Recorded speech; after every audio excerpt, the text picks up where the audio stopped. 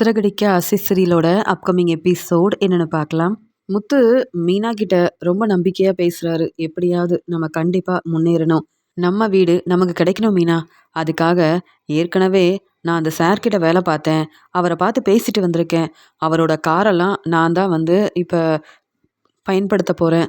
இத்தனை வருஷமா அந்த காரை அவர் பயன்படுத்தாம அவர் செஞ்ச வேலைக்காக ரொம்ப நல்லா பார்த்துக்கிட்டாரு. இனி நானும் நல்லா சம்பாதிக்கணும், முன்னேறணும்னு நினைக்கிறேன். அப்பதான் நம்ம வீடு கிடைக்கிறதுக்கு நெறைய வாய்ப்பு இருக்கு. நானும் சவாரிக்கு போனேன். சம்பாதிக்கிற பணத்த சேர்த்து வைக்கவும் முடியல. நம்ம வீடு திருப்பி கிடைக்கிறதுக்கு உதவி செய்யவும் முடியலன்னு ரொம்பவே மனசு வேதனையா இருக்கு மீனா. அதனால தான் இப்படிலாம் யோசிக்கிறேன்னு சொல்லும்போது, இல்லங்க ஏற்கனவே நீங்க நெறைய வேல பார்க்குறீங்க. இந்த கார் கிடைச்சாலும், இந்த காரெல்லாம் சரி செய்றதுக்கு நெறைய பணம் தேவைப்படும். அதுக்காக நம்ம என்னங்க செய்றதுன்னு சொல்லும்போது, என்கிட்ட கொஞ்சம் பணம் இருக்கு மீனா. அத வச்சு இந்த கார கண்டிப்பா நான் நல்லபடியா பயன்படுத்துவேன். இந்த கார சரி செஞ்சுருவேன். அதுக்கப்புறம் நம்ம கார் ஷெட்ல இருக்கிற என் ஃப்ரெண்டு கிட்டலாம் சொன்னேன்னா, அவங்க இந்த கார பயன்படுத்துவாங்க. அது மட்டும் இல்லாம, நான் நெனச்ச மாதிரியே கண்டிப்பா புதுசா பிசினஸ் ஆரம்பிக்க தான் போறேன் அப்படின்னு சொல்லும்போது, இதெல்லாம் கேட்க சந்தோஷமா இருக்கு. ஆனா, நம்ம நெனைக்கிற மாதிரி நமக்கு நல்ல வருமானம் வரும்ல அப்படின்னு சொல்லும்போது, எனக்கு நம்பிக்கை இருக்கு மீனா. நீ எப்பயுமே எனக்கு சப்போர்ட் பண்ணாலே போதும் அப்படின்னு முத்து பேசுறத கேட்டு மீனா ரொம்பவே சந்தோஷப்படுறாங்க. எப்பயும் போல முத்து சீக்கிரமாவே இங்க கார் ஷெட்டுக்கு வராரு. கார் ஷெட்டுக்கு வந்த உடனே தன்னுடைய ஃப்ரெண்டுங்க எல்லாரையும் கூப்பிட்டு பேசுறாரு. நான் அந்த சார பார்த்து பேசினேன் செல்வம். அவரோட காரையும் வாங்கிட்டேன். என் மேல உள்ள நம்பிக்கையில நீ இந்த கார எடுத்துட்டு போலான்னு சொல்லிட்டாரு. காரெல்லாம் இன்னும் சரி செய்யணும். நெறைய செலவாகும். இருந்தாலும் பரவால்ல. நான் புதுசா பிசினஸ் ஆரம்பிக்க போறேன் செல்வம் அப்படின்னு சொல்லும்போது, முத்து ஏற்கனவே நீ பேசும்போது எனக்கு தெரியும்.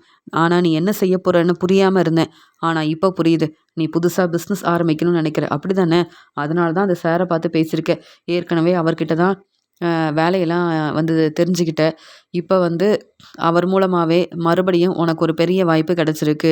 உன் மேல எனக்கு நம்பிக்கை இருக்கு முத்து. கண்டிப்பா இந்த பிசினஸ நல்லபடியா நீ செய்வ. உனக்கு கார பத்தி ரொம்ப நல்லா தெரியும். அதனால இந்த பிசினஸ நீ நல்லபடியா செஞ்சு முன்னேறுவ. நாங்க எல்லாரும் உனக்கு சப்போர்ட் பண்ணுவோம், உதவி செய்வோம் அப்படின்னு செல்வம் சொல்லும்போது, ஆமா முத்து. நீ ஏற்கனவே தனியா இருந்து ரொம்பவே கஷ்டப்படுற, நெறைய வேலை செய்ற. ஆனா என்ன மனோஜ் இவ்வளோ கடன் வாங்குவாருன்னு நாங்க யோசிக்கவே இல்ல. மனோஜ் தர வேண்டிய பணத்த நீ குடுக்கணும்னு யோசிக்கும்போது, உன்னால எப்படி இவ்ளோ பணத்த உடனே ஏற்பாடு பண்ண முடியும்னு நெனச்சேன். ஆனா இப்ப நீ யோசிச்சு புது பிசினஸ் செய்யணும்னு நெனைக்கிறப்ப, எனக்கு ரொம்பவே சந்தோஷமா இருக்கு செல்வம். சொன்ன மாதிரியே நாங்க எல்லாரும் கண்டிப்பா உனக்கு உதவி செய்வோம். நீ கவலைப்படாம நீ புது பிசினஸ ஆரம்பிக்கலாம் அப்படின்னு சொல்லும்போது, ஆமா இந்த காரெல்லாம் சரி செய்ய முடியுமா முத்து? அப்படின்னு சொல்லும்போது, ஏன் சரி செய்ய முடியாது? எனக்கு நம்பிக்கை இருக்கு. நானே இந்த காரெல்லாம் சரி செய்ய போறேன் அப்படின்னு சொல்லிட்டு, முத்து கார் ஷெட்டுக்கு வந்ததால அ அந்த சார் கிட்ட வாங்குன கார் எல்லாத்தையுமே சரி செய்ய ஆரம்பிக்கிறாரு. ரொம்ப கஷ்டப்பட்டு அந்த காரெல்லாம் சரி செய்றாரு. எவ்ளோ செலவானாலும் பரவால்ல. இந்த கார நல்லபடியா பயன்படுத்த போறேன். இந்த கார் மூலமா தான் எனக்கு நல்ல வாய்ப்பு கிடைக்க போகுது. அப்படின்னு முத்து சொல்லும்போது, செல்வம் சந்தோஷப்படுறாரு. முத்து நெனச்ச மாதிரி இந்த காரெல்லாம் சரி செய்றாரு. இந்த காரெல்லாம் புது கார விட ரொம்ப நல்லா இருக்குது முத்து. அப்படின்னு செல்வம் பாராட்டி பேசுறாரு முத்துவ. உடனே முத்து சொல்றாங்க, என்ன செல்வம் காரெல்லாம் இப்ப எப்படி இருக்கு? நீ தான் சொன்ன இந்த காரெல்லாம் சரி செய்யவே முடியாதுன்னு. பார்த்தல்ல எனக்காக என்னுடைய புது பிசினஸ்க்காக நான் புதுசா கார் வாங்க முடியாது. எனக்கு கிடைச்ச கார புதுசாக்க முடியும்னு யோசிச்சேன். அதான் கார சரி செஞ்சுட்டேன். இப்ப இந்த கார் எல்லாம் புது கார் மாதிரியே இருக்குல்ல அப்படின்னு சொல்லும்போது, ஆமா. அந்த சார் உன்ன நம்பி தானே இந்த காரெல்லாம் குடுத்துருக்காரு. இப்ப அந்த சார் பார்த்தா ரொம்ப சந்தோஷப்படுவாரு. ஏன்னா, நீயே இந்த கார சரி செஞ்சிருக்க. எவ்ளோ பணம் செலவு பண்ணியிருக்க. அதனால உன்னுடைய திறமையால நீ கண்டிப்பா முன்னேறுவேன்னு எனக்கு இப்ப நம்பிக்கை வந்துருச்சு. அப்படின்னு செல்வம் முத்துவ பாராட்டி பேசுறாரு. முத்து சொல்றாரு, இப்பவே மீனாவுக்கு ஃபோன் பண்ண போறேன். இந்த காரெல்லாம் எப்படி சரி செய்ய முடியும்னு உன்ன மாதிரி தான் மீனாவும் கேள்வி கேட்டா. ஆனா இப்ப இந்த காரெல்லாம் பார்க்கறதுக்கு புது கார் மாரி இருக்கு. இப்பவே புதுசா பிசினஸ் ஆரம்பிக்க போறேன். டிராவல்ஸ் ஆரம்பிக்க போறேன். இதனால எனக்கு நல்ல வருமானம் வரதான் போகுது. எனக்கு தெரிஞ்ச வேலைய செஞ்சு நான் முன்னேறணும்னு நெனைக்கிறேன். அதனால நான் சாதாரண கார் டிரைவர் தான். எனக்கு பெருசா வேற எந்த வேலையும் தெரியாதுன்னு என் அம்மாவும், மனோஜும் சொல்லிக்கிட்டே இருப்பாங்க. ஆனா இனி நானும் புதுசா பிசினஸ் ஆரம்பிக்க போறேன்னு தெரிஞ்சுக்கிட்டு அவங்க சந்தோஷப்படுவாங்கன்னு நெனைக்கிறேன் அப்படின்னு சொல்லும்போது, உடனே பரவால்ல முத்து. உன்னுடைய அண்ணன் மனோஜ் கடன் வாங்கியிருக்கிறதுக்காக நீ இவ்ளோ கஷ்டப்பட வேண்டிய அவசியமே இல்ல. ஆனா இப்ப புதுசா பிசினஸ் ஆரம்பிக்கணும்னு நீ நினைச்சதெல்லாம் பார்க்கும்போது ரொம்ப சந்தோஷமா இருக்கு." அப்படின்னு சொல்லும்போது, உடனே முத்து வந்து மீனாவுக்கு ஃபோன் பண்றாங்க. "மீனா, நீ உடனே கார் ஷெட்டுக்கு வரணும்." அப்படின்னு சொல்லும்போது, "இல்லங்க, பூக்கடையில நெறைய வேலை இருக்கு. வீட்டுக்கு வேற போகணும். விஜயா அத்தைக்கு சமைச்சு குடுக்கணும். சாப்பாடெல்லாம் எடுத்து வைக்கணும்." அப்படின்னு ஒவ்வொரு வேலையா சொல்றாங்க மீனா. உடனே முத்து சொல்றாங்க, "அந்த வேலையெல்லாம் இருக்கட்டும். மொதல்ல நீ கார் ஷெட்டுக்கு வரணும். நீ தான் கேள்விக்கு மேல கேள்வி கேட்டல்ல, எப்படி புதுசா பிசினஸ் ஆரம்பிக்க போறீங்கன்னு. இப்ப நீ கார் ஷெட்டுக்கு வந்தனா, உனக்கு உண்மை என்னன்னு தெரியும்." அப்படின்னு சொல்லும்போது, "அப்படியா? அப்ப நான் கண்டிப்பா வரேன். வேலையெல்லாம் செஞ்சுட்டு சீக்கிரமாவே வந்துடுறேன்னு" ஃபோன வைக்கிறாங்க மீனா. மீனா வந்து பார்த்தா ரொம்ப சந்தோஷப்படுவா. "இந்த 5 காரையும் நான் புது கார் மாரி மாத்திருக்கேன். அ எனக்கு தெரிஞ்ச வேலையெல்லாம் செஞ்சு இந்த கார இவ்ளோ நல்லா புதுசாக்குவேன்னு நான் யோசிக்கவே இல்ல. எனக்கு ரொம்ப சந்தோஷமா இருக்கு. இப்ப உடனே டிராவல்ஸ் ஆரம்பிக்கிறதுக்காக எல்லா ஏற்பாடையும் நான் செய்ய போறேன். அது மட்டும் இல்லாம நான் டிராவல்ஸ் வச்சிருக்கேன்னு எல்லாருக்கும் தெரியறதுக்காகவே நான் இந்த பேப்பர எல்லார்கிட்டயும் குடுக்க போறேன். அப்பதான அ வெளியூருக்கு போகணும், சுத்தி பார்க்க போகணும்னு யாராவது நம்மகிட்ட வந்தாங்கன்னா, அவங்க நம்ம கார பயன்படுத்த முடியும். இதன் மூலமா நம்ம பிசினஸ் நல்லபடியா நடக்கும்." அப்படின்னு சொல்லிட்டு முத்து சொல்லும்போது, "முத்து, இப்பதான் முத்து எனக்கு ரொம்ப சந்தோஷமா இருக்கு. நீ எவ்வளவோ கஷ்டப்பட்டுருக்க. மீனா உன்ன கல்யாணம் பண்ணிக்கிட்டு உங்க வீட்டுக்கு மருமகளா வந்ததுக்கப்புறம், நீ மீனா பேச்ச கேட்டதுக்கு அப்புறமா தான், இப்ப மீனாவால உனக்கு புது கார் கிடைச்சது. எங்களுக்கு நீ நெறைய சப்போர்ட் பண்ணியிருக்க. அதுக்காகவே உனக்கு எவ்வளோ பிரச்சனை வந்தாலும், இங்க மீனா வந்து உனக்கு சப்போர்ட் பண்ணியிருக்காங்க. மீனா உன்ன விட்டு குடுத்ததும் கிடையாது. உனக்கு எப்பயுமே சப்போர்ட் பண்ணியிருக்காங்க." இப்ப மீனா இதெல்லாம் பார்த்து ரொம்ப சந்தோஷப்படுவாங்கன்னு பேசிட்டு இருக்கும்போது, அங்க கார் ஷெட்டுக்கு மீனா வராங்க. மீனா வந்த உடனே, "எதுக்குங்க கார் ஷெட்டுக்கு வர சொன்னீங்க?" அப்படின்னு கேட்கும்போது, "என்ன மீனா, இங்க பாரு, நமக்கு இப்ப 5 கார் இருக்கு. என்னங்க புது கார் மாதிரி இருக்கு. இந்த காரெல்லாம் எப்ப வாங்குனீங்க? என்ன ஆச்சு?" அப்படின்னு சொல்லும்போது, "என்ன மீனா சொல்ற? என்னால எப்படி புது கார் வாங்க முடியும்? எனக்கு தான் அவ்ளோ வருமானம் வரதே இல்லையே. புது கார் வாங்குற அளவு என்கிட்ட பணமும் இல்ல. நான் தான் சொன்னேன்ல மீனா, அந்த சார் என்ன நம்பி அவருடைய அ காரெல்லாம் குடுத்துருக்காரு. இந்த காரெல்லாம் இப்ப வந்து பயன்படுத்த முடியாதுன்னு சொன்னாருன்னு. அந்த காரெல்லாம் நான் சரி செஞ்சுட்டேன். என்னால முடிஞ்ச அளவு அந்த கார்ல வந்து என்னென்ன செய்ய முடியுமோ எல்லாத்தையும் ஒவ்வொன்னையும் பார்த்து பார்த்து செஞ்சிருக்கேன். இப்ப இந்த காரெல்லாம் பார்க்கும்போது புது கார் மாரியே இருக்குல்ல. ஆனா இதெல்லாம் புது கார் இல்ல மீனா." அப்படின்னு சொல்லும்போது, "உண்மையா தான் சொல்றீங்களா? உங்களுக்கு இவ்ளோ திறமை இருக்கா? அந்த கார பயன்படுத்தவே முடியாதுன்னு நானே நெனச்சேன். ஆனா அந்த கார இவ்ளோ புதுசாக்கிட்டீங்க. புது கார் மாரி இருக்குங்க. நீங்க புதுசாவே கார் வாங்கிட்டீங்கன்னு நெனச்சேன். எனக்கு அவ்ளோ சந்தோஷமா இருக்கு. எனக்கு இப்ப நம்பிக்கை வந்துருச்சு. நீங்க புதுசா பிசினஸ் ஆரம்பிக்கலாம். கண்டிப்பா உங்க பிசினஸ் நல்லபடியா நடக்கும்.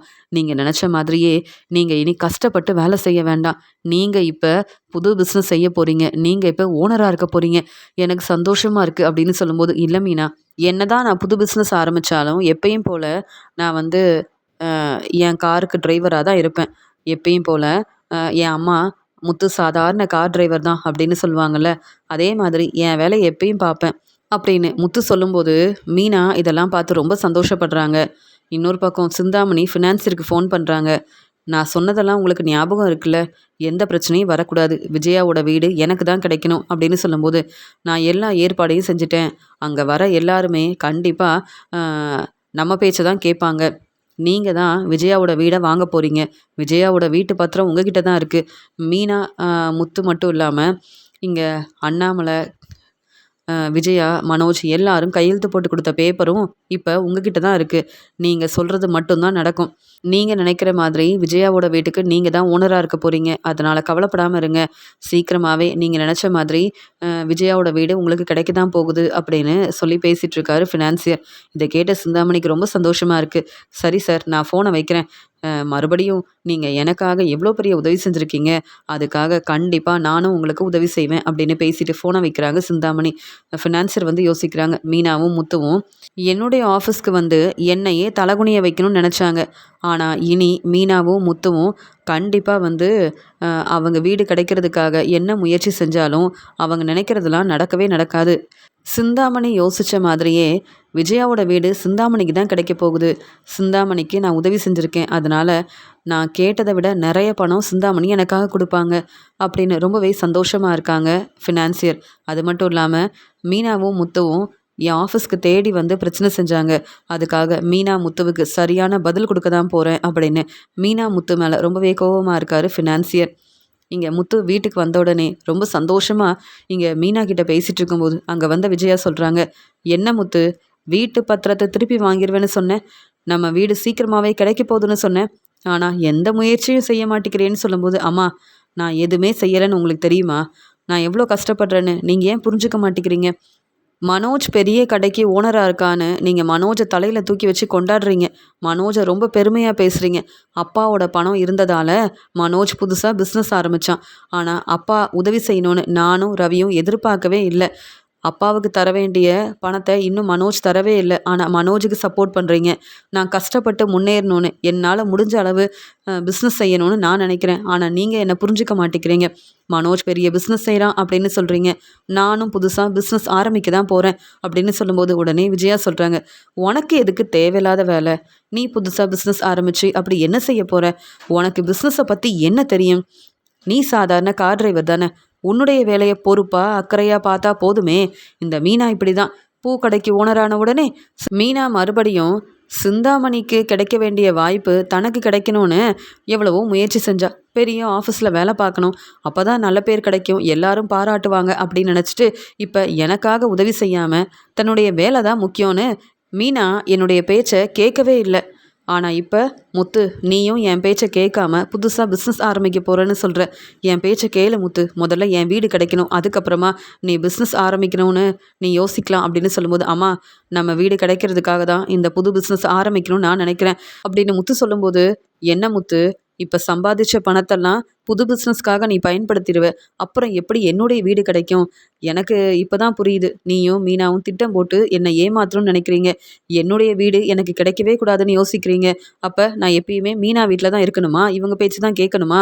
ஏற்கனவே மீனாவோட அம்மா தேவையில்லாம எல்லார்கிட்டயும் என்னை பத்தி பேசுறாங்க. என்னை தலகுனிய வைக்கிறாங்க.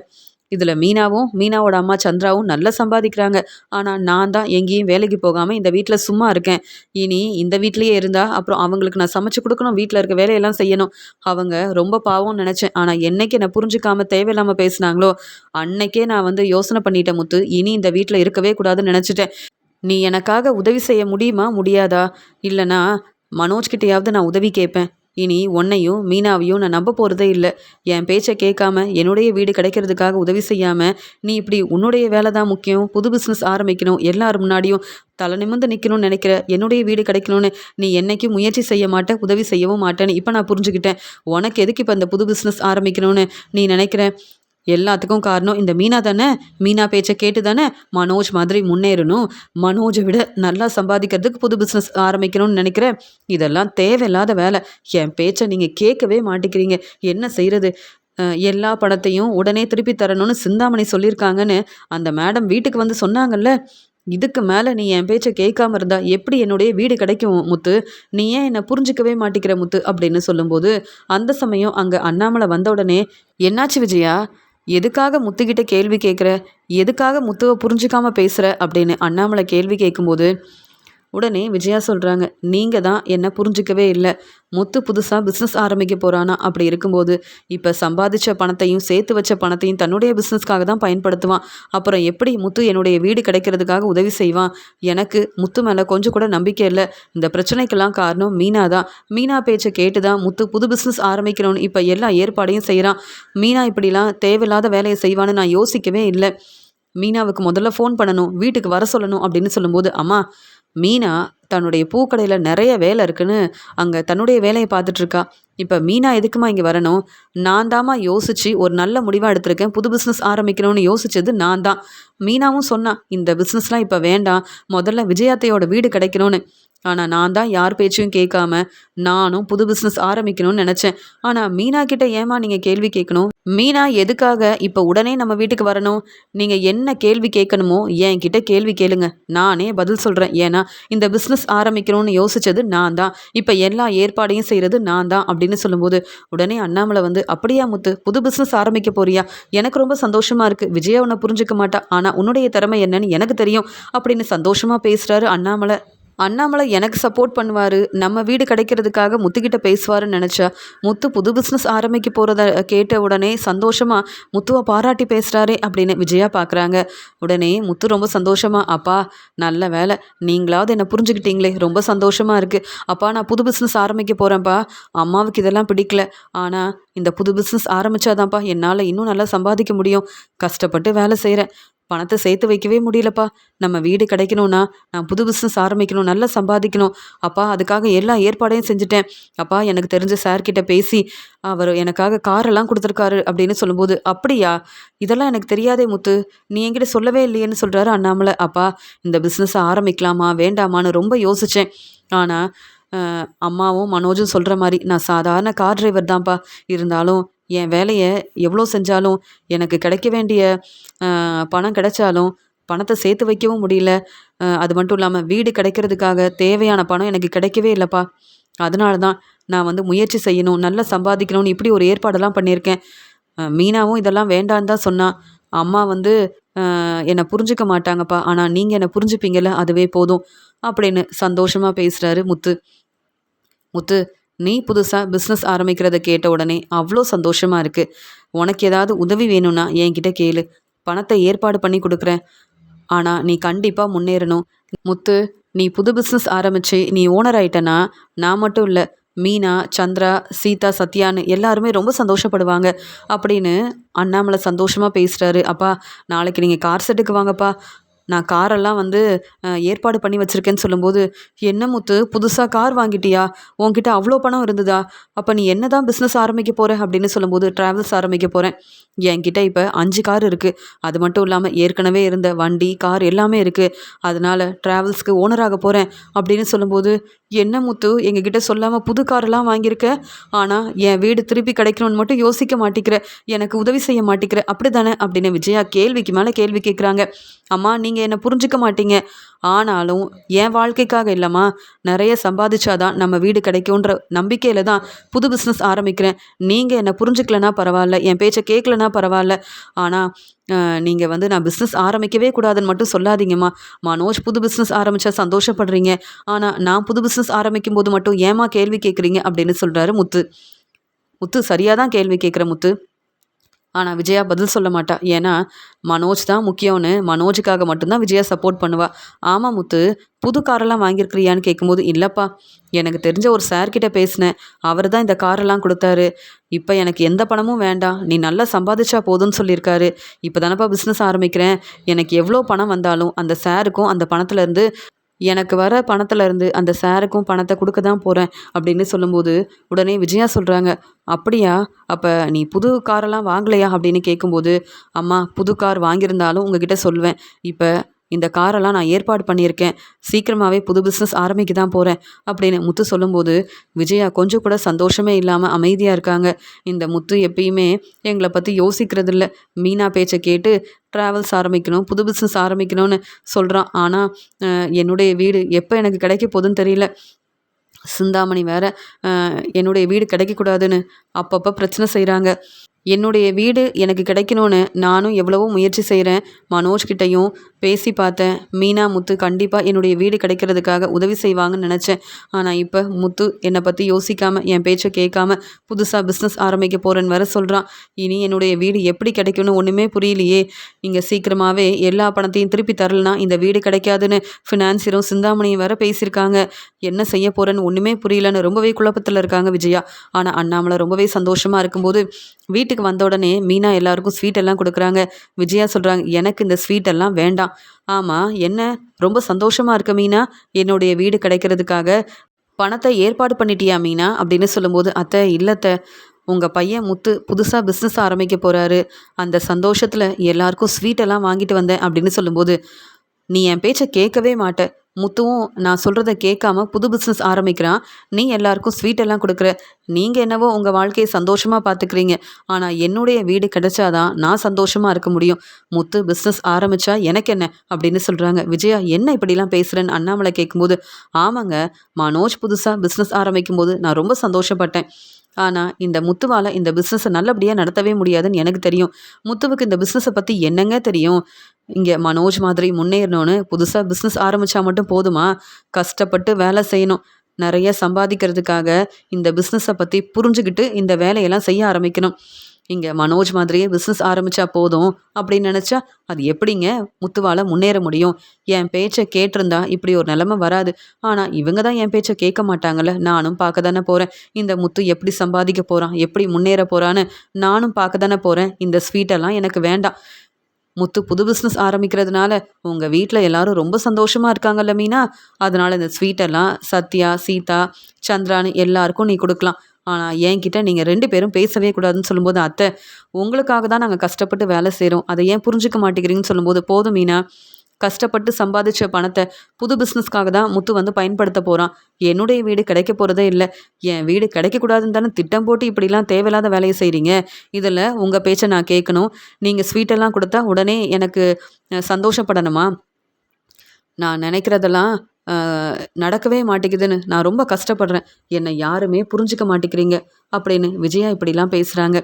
அண்ணாமலை யோசிக்கிறாரு. இங்கே முத்து புது பிஸ்னஸ் ஆரம்பிக்கும்போது ரொம்ப சந்தோஷமாக முத்துவுக்கு சப்போர்ட் பண்ணணும். ஆனால் விஜயா திருந்தவே மாட்டா. மனோஜுக்கு புது பிஸ்னஸ் ஆரம்பிக்கிறதுக்காகவும் பிஸ்னஸ் நல்லபடியாக நடக்கணுன்றதுக்காகவும் விஜயா எவ்வளவோ மனோஜுக்கு உதவி செஞ்சுருக்கா. ஆனால் முத்துக்கு உதவி செய்ய வேண்டாம், சந்தோஷமாக பேசினா போதும்.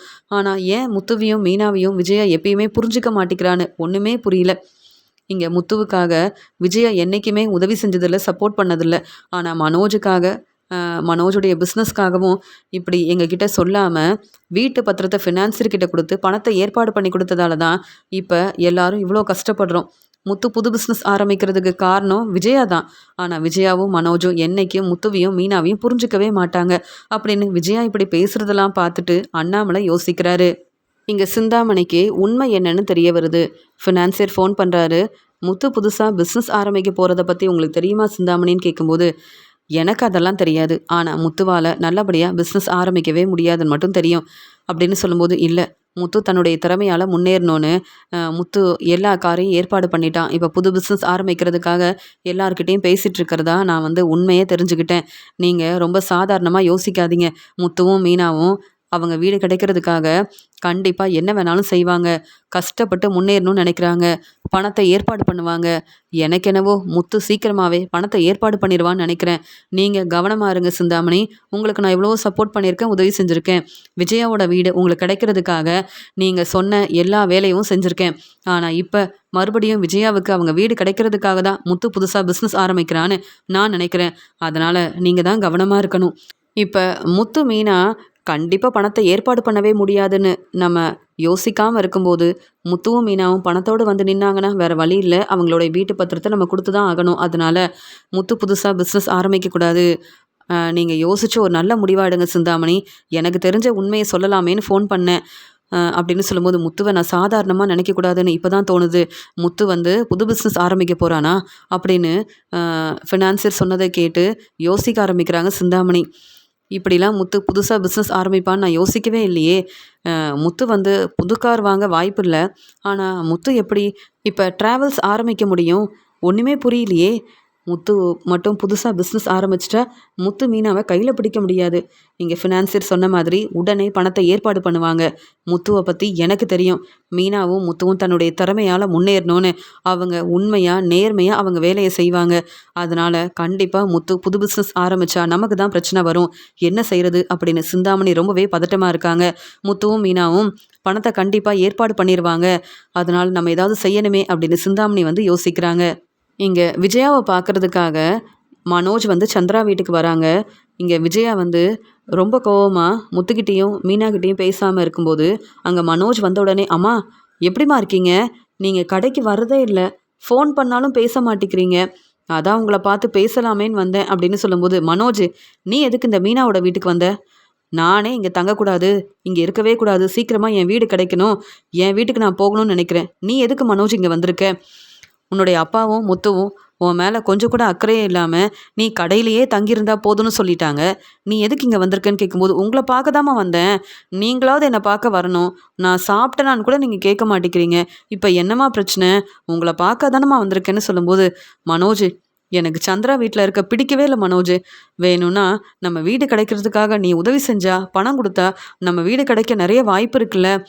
இங்கே சிந்தாமணி என்னுடைய ஃப்ரெண்டாக இருந்தாங்க, எனக்கு உண்மையாகவே உதவி செய்கிறாங்கன்னு நினச்சி அவங்க மேலே அவ்வளோ நம்பிக்கை வச்சுருந்தேன். இப்போ சிந்தாமணியை நம்பி ஏமாந்து போய் இருக்கேன். இப்போ சிந்தாமணி எல்லா பணத்தையும் உடனே கொடுக்கணுன்னு வேற சொல்லியிருக்காங்க.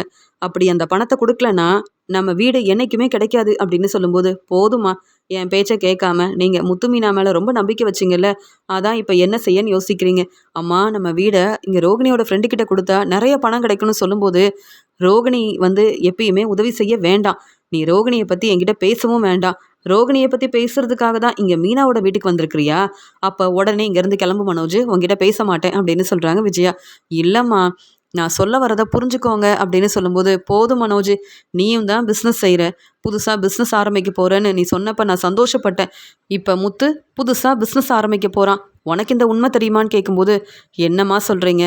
முத்து புதுசாக பிஸ்னஸ் ஆரம்பிக்க போகிறானா? அப்படியெல்லாம் செய்ய முடியாது. முத்து சாதாரண கார் டிரைவர்மா.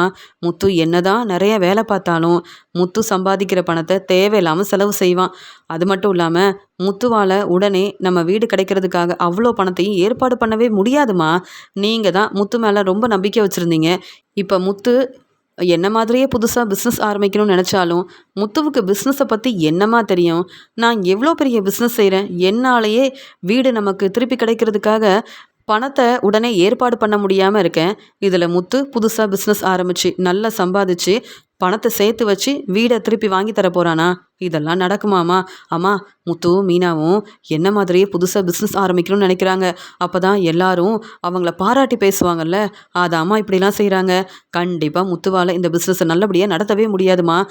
ஆமாம், இந்த பிஸ்னஸ் ஆரம்பிக்கிறதுக்கு நிறைய பணம் தேவைப்படும். முத்துக்கிட்ட அவ்வளோ பணம் எங்கேம்மா இருக்குது அப்படின்னு சொல்லும்போது, ஆமாம் மனோஜ், எனக்கும் ஒன்றுமே புரியல. இந்த முத்து என்ன செய்கிறான்னு என்னால் புரிஞ்சிக்கவே முடியல. ஆனால் முத்துவும் மீனாவும் என் பேச்சை கேட்கவே மாட்டேங்கிறாங்க. அதான் சந்திரா வீட்டில் இருக்க எனக்கு பிடிக்கவே இல்லை. இப்போ என் பேச்சை யாருமே கேட்க மாட்டேங்கிறாங்க. நீ தான் மனோஜ் உதவி செய்யணும். முத்துவால் இந்த பிஸ்னஸை நல்லபடியாக நடத்த முடியாதுன்னு எனக்கு தெரியும். ஆனால் முத்து என் பேச்சை கேட்க மாட்டேங்கிறானே, என்ன செய்கிறதுன்னு சொல்லும்போது, நீங்கள் பொறுமையாக இருங்கம்மா. என்ன மாதிரி பிஸ்னஸ் ஆரம்பித்தா போதுமா? இந்த பிஸ்னஸ் ஆரம்பிக்கிறதுக்கு முன்னாடி நான் எவ்வளோ படிச்சிருக்கேன், எனக்கு எவ்வளோ திறமை இருக்குது, இந்த பிஸ்னஸை பற்றி எனக்கு எல்லாமே தெரியும். ஆனால் முத்துவுக்கு என்னம்மா தெரியும்? பிஸ்னஸை பற்றி எதுவுமே தெரியாது. இந்த முத்து பிஸ்னஸ் ஆரம்பித்து பெருசாக சம்பாதிக்க போகிறதில்ல. அதனால் கவலைப்படாமல் இருங்க. உங்கள் பேச்சை முத்து கேட்கலல்ல, நல்லா அனுபவிக்க போகிறான் அப்படின்னு பேசிகிட்டு இருக்கும்போது அங்கே முத்துவும் மீனாவும் வராங்க. முத்து சொல்கிறாங்க, பரவாயில்ல மனோஜ், நீ நம்ம வீட்டுக்கு வேற வந்திருக்கியா? நான் பிஸ்னஸ் ஆரம்பிக்கிறத பற்றி உங்ககிட்ட பேசணும் அப்படின்னு நினச்சேன், நீயே வந்துட்ட. ஆமாம், அம்மா கிட்ட ரொம்ப நேரமாக என்னை பற்றி பேசிகிட்டு இருந்தியே, என்ன பேசின அப்படின்னு சொல்லும்போது உடனே மீனா சொல்கிறாங்க, நம்மளை பற்றி சந்தோஷமாக பேசியிருக்க போகிறாரா, இல்லை முத்து பிஸ்னஸ் ஆரம்பிக்க போகிறானே அப்படின்னு சந்தோஷமாக வாழ்த்து சொல்லியிருக்க போகிறாரா? இல்லைங்க, என்ன இருந்தாலும் முத்து என்ன மாதிரி பிஸ்னஸ் செய்ய முடியாது, பிஸ்னஸை பற்றி முத்துவுக்கு எதுவுமே தெரியாதுன்னு நம்மளை ரொம்பவே பாராட்டி பேசியிருப்பாரு உங்கள் அண்ணன் மனோஜ். அப்படி தானே மனோஜ் அப்படின்னு மீனா கேட்கும்போது பதில் பேசாமல் அமைதியாக இருக்காரு மனோஜ்.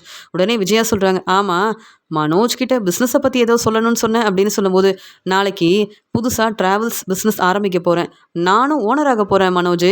உன்னை மாதிரி நான் வந்து கடையில் இருக்க வேலையை பொறுப்பாக செய்யாமலாம் இருக்க மாட்டேன். என் வேலையை ரொம்ப நேர்மையாக உண்மையாக செய்வேன். சீக்கிரமாகவே முன்னேற தான் போகிறேன். இப்போவே நான் ட்ராவல்ஸ் பிஸ்னஸ் ஆரம்பிக்க போகிறேன்னு தெரிஞ்சுக்கிட்டு நிறைய பேர் என்கிட்ட இப்போ காரெல்லாம் வந்து வெளியூர் போகிறதுக்காக ஒவ்வொரு வேலைக்கும் காரெல்லாம் கேட்டுட்ருக்காங்க. நாளையிலேருந்து என் வேலையை நான் ஆரம்பிக்க போகிறேன் அப்படின்னு சொல்லும்போது உடனே மனோஜ், இப்போவே எல்லாரும் காரெல்லாம் கேட்குறாங்களா? நீ புது கார் வாங்கிட்டியா?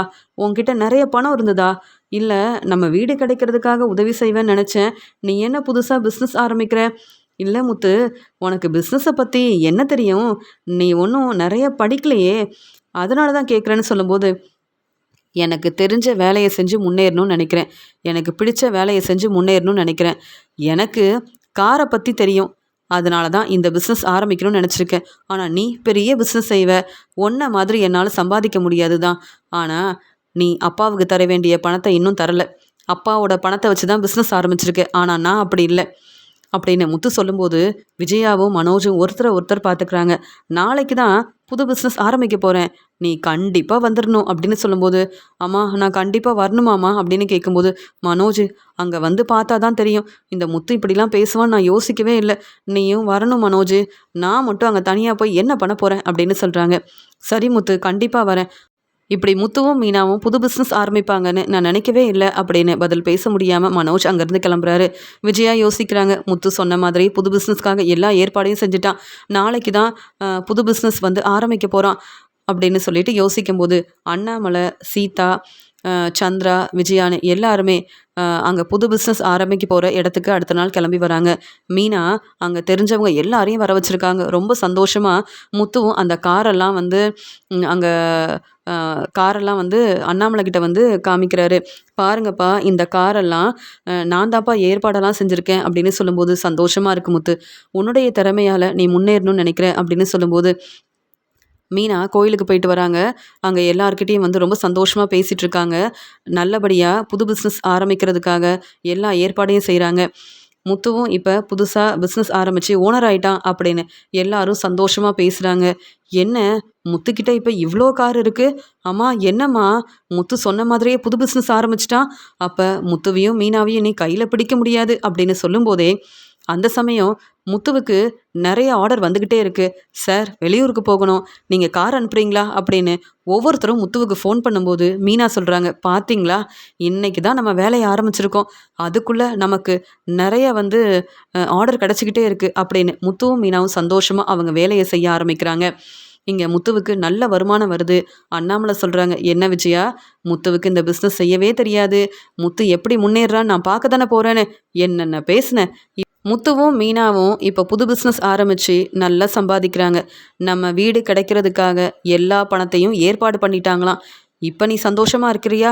முத்துவை இப்பயாவது புரிஞ்சுக்கிட்டியா அப்படின்னு சொல்லும்போது, ஆமாங்க, முத்துவுக்கு இவ்வளோ திறமை இருக்குன்னு நான் புரிஞ்சுக்காம பேசிட்டேன், என்னை மன்னிச்சிருங்க. எப்படியோ என்னுடைய வீடு கிடைக்கிறதுக்காக முத்துவும் மீனாவும் பணத்தை ஏற்பாடு பண்ணால் அதுவே போதும்.